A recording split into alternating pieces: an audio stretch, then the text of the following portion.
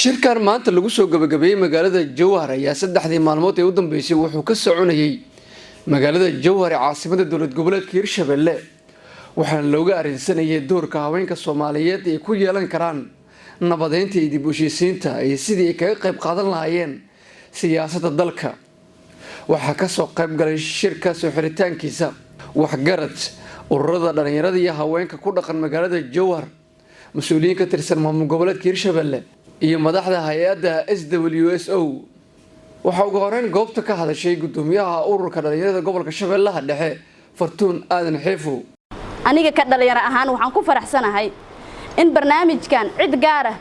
ama haween kaligiis oosan ahayn laakiin anagoo isku duuban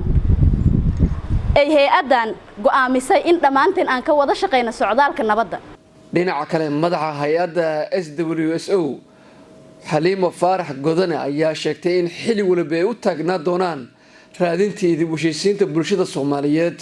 aad iyo aad u faraxsanahay maalintii saddexaad in aan isla qaadanayno reer Jowhar bulshada dhinacyadeeda kala duwan waxaan aad iyo aad ugu mahadcelinayaa wasiiradeena saddexda maalinba nala qaadatay marka aad iyo aad u mahadsantiin reer Jowhar in badan qalbigayga ku jiri doontiin hadduu Ilaahay idmo markii ugu dambeysana Ilaahay kama dhigo haday tayada galin insha Allah in badan waa idinku soo noqon doona hadduu Ilaahay idmo shaqadana waan wada bilaabi doonaa Jowhar oo Xaliimo kula maanta ayaa bilaabi doona insha Allah waxa waaye guud ahaanna maanta warkeena warqadu ku yaala war dawla warqadu ku yaala maqli jiray warkii gabdhaha Jowhar warqadu ku yaala maanta insha Allah qodobay soo saareen shirkii shalay gabdhaha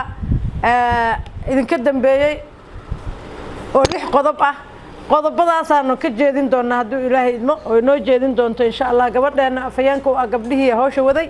wasiir dowlaha wasaaradda haweenka iyo xuquuqul insaanka dowlad goboleedka Hirshabelle Saadiyo Maxamed Nuur ayaa soo xiray shirka meeshaan waxaan isugu nimid in laga hadlo sidii nabadda looga qayb qaadan lahaa marka ugu horeysa hadaan nabad la helin nololna lama helayo aan nabadgelyada wada raadino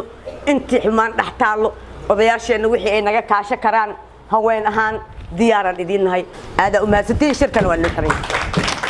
Ibrahim Al Nur TV Universal عاصمة Hirshabelle Jowhar